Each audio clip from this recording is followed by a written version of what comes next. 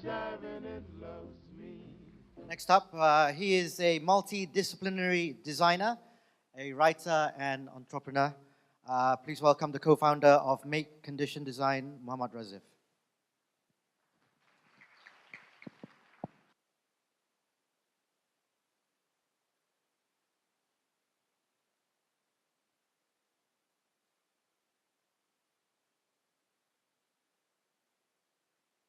Okay, so yeah, fantastic. All right. Hi. Good evening. My name is Razif. So yeah, I'm going to challenge a little bit of your perception about what you think is design. All right.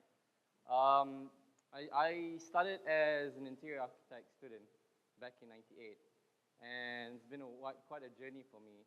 And design has always been something that I've been passionate about since school. This is at least about 20 years ago. So okay, I just gave away my age. All right, so design is not about how it looks, okay? And I want you to try to take this on. Try to, have an idea what design is, just not about looks. So these are two great men that has influenced a couple of my ideology about design. I know I'm not much of a, this course is about coffee, but I'll share with you why good design is an investment, as an asset, is important, okay? So these are the two great men graduated in Ivy League. One on the right is Peter Drucker, started at Harvard Business School, and the other one on the left is George Nelson, graduated at Yale. So these are the founding people who actually led. One is in the business, one in design. This is in America back in 1950, so everything was starting to boom. And both of the statements really influenced me in the sense that when we talk about business strategy, it's also about understanding culture. It's not about strategy alone. You need to know where you're doing it for, what sort of people, etc., etc. This sort of sets a culture and premise.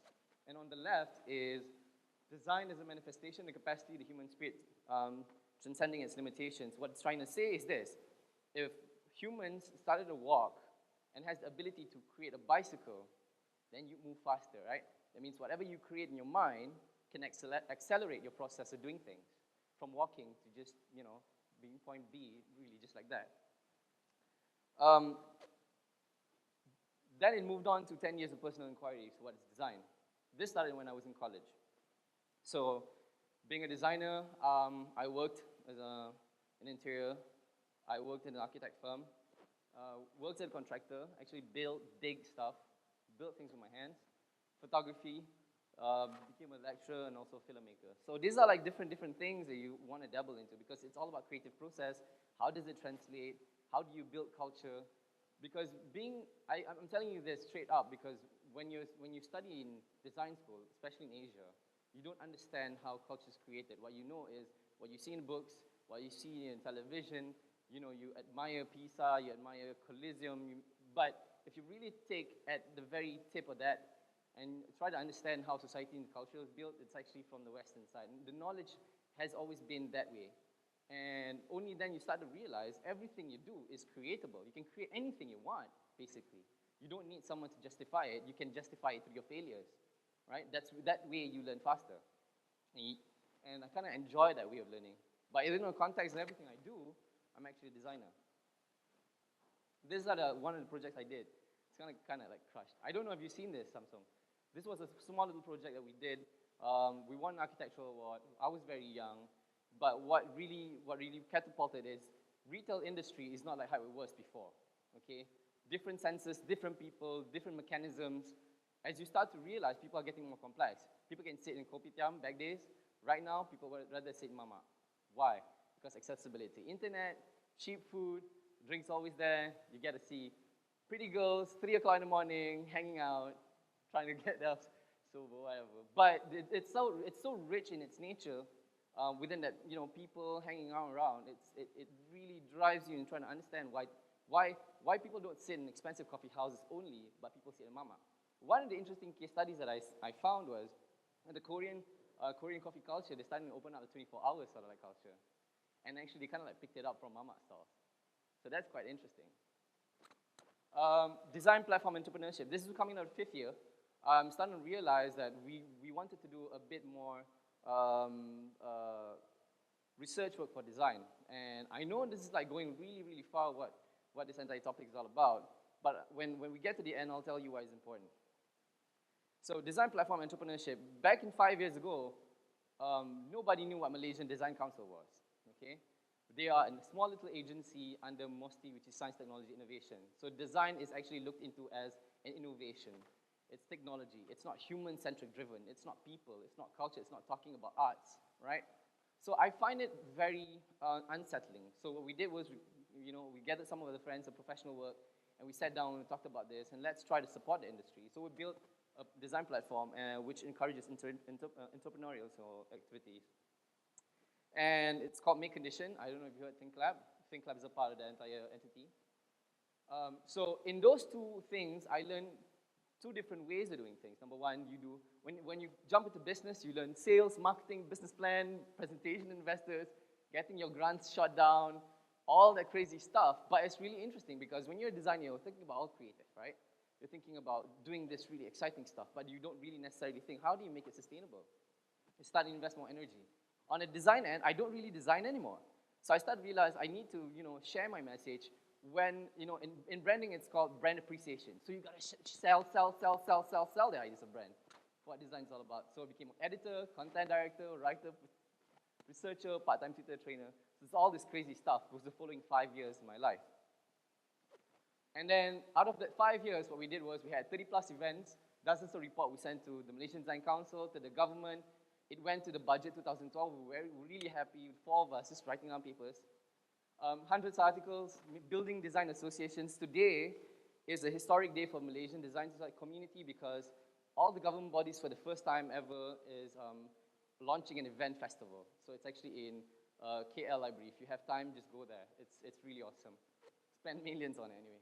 So, and then policy making, international design bodies, board member, whatever, blah, blah, blah. Within that 5 years of, so many things you're trying to understand what design makes sense to people. It's actually my 10 years worth of inquiry, trying just to understand business and design. Now, why you need good design, all right? Now, this guy, Yasser Udko, he is Central Europe, kind of like celebrated designer. He was trained architect, right? And he designed newspapers. Newspapers looked like this before, right?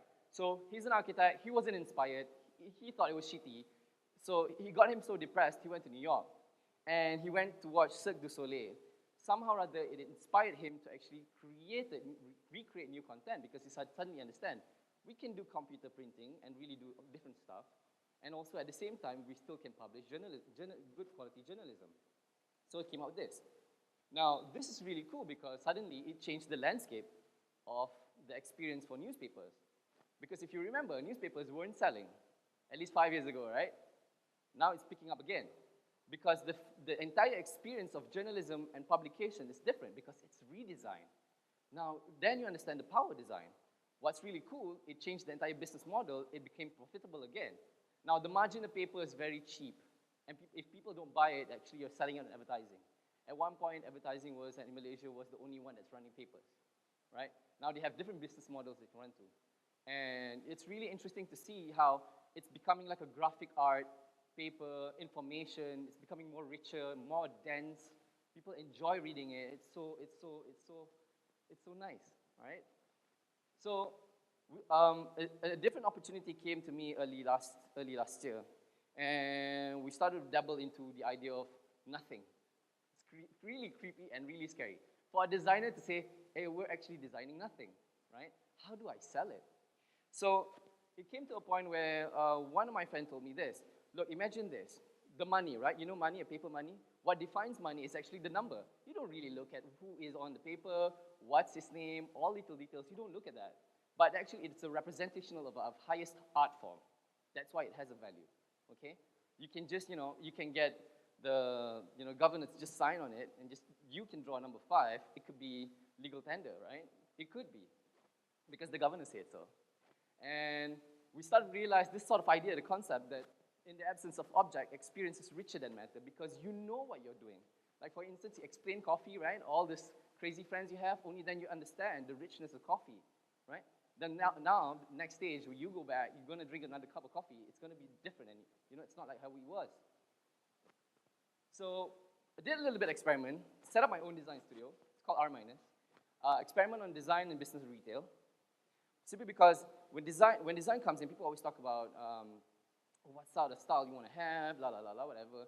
You go travel abroad, you get inspired, you come back, you bring the same medium, and 9 out of 10 will always bring the same generic model of how the coffee setup is all about, right? And after a while, even if you jump to different coffee houses, what you want to differentiate is the sort of people you want to hang out with, whether the coffee house is too cold or not, you need to bring a sweater, or the type of coffee that you drink, okay? And people are starting to hang out in coffee houses even more. So me and a couple of friends started to really rethink about the experience of retail. And the Blade store is actually a shop that sells rollerblades, all right? Rollerblades, nobody rides rollerblades now, right? Imagine this, nobody rides rollerblades. So he started from this small little shop. So the premise that we set for this 2 retail design was, the premise is, number 1, on retail design is empowering customers to express themselves creatively through arts and allow a more organic process to self-creating identity of the brand, which means let them be whatever they want to be and let them create something new, all right? That's exactly what it means, okay? That means you're allowing people to express themselves. Number 2, on retail, creating a culture where your customer becomes a part of your belief and having a space to come and celebrate that idea. It means you want them to believe in you and you want them to celebrate you or what you believe in. That's very important because you know what?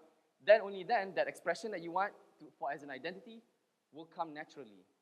So what's really interesting about this project is we didn't want to over-design things. We just want a logo and let everything flow. And because it's purely for the community. Now, this is how it looks like. Kids are hanging out, they have stuff to sell, it's a really small shop over in Sunway.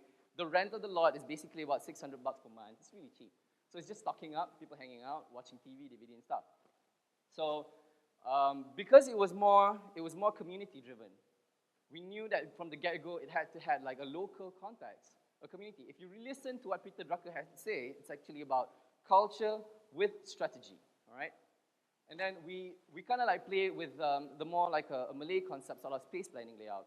Not because it's a traditional sort of idea, but because it just worked in a more communal society sort of space planning. We took the space program, we organized it again. On the left, on the right, you see the space will be like from the Anjung, Ibu Rumah to Dapur, right? So the hierarchy, the space goes that way. But in actual fact, it's actually Anjung and Dapur meets in the Ibu Rumah. So what it's trying to say is this: the spatial hierarchy in the program for that retail space was crafted for bringing the community from outside to the middle space where they can meet. So different people will come and try to meet in the middle. So that's like the concept we drive for the retail space. So this is how it looks like. If you guys actually watch Doraemon, anyone watch Doraemon? Raise your hands up. You know Pintu Suka Hati, right? The magical door? Yeah. So kind of like being inspired by that door. And we thought it was really interesting. Yeah. And this is how the interior looks like. So if you look at the middle table, everybody like chills inside the middle. And then you can see the wire dangles from the top. That's actually where they put their plugs. So kids can come to school, after school, parents can observe the kids, do their work, whatever. So it's more community driven. Now, in retail space, you need to understand the segregation of your Can I go back? Can I go back? Can I go back? Excuse me? All right, okay. You need to understand the profitable part of the spaces that you make, all right? Whether you want to segregate 50%, 30%, 20%, most of the activity is where you want to go. Because in the coffee business, I'm sure the retail spacing is totally different. It could be 80% retail, 20% operational. So all this must be taken into account when you start to want to redesign or have your own coffee spaces. I think this is where we play the video. Yes, awesome. All right. Now, I want to play you a little bit video. Now, this place was designed 6 months ago. And when we designed it, it was purely an intention to actually recreate the community again. Now, this is a small little shop in Malaysia, sited in Shah Alam, and nobody goes, okay? And how it's gone till today, within the past 6 months, is tremendous. So I'm just going to share with you the video. Yeah.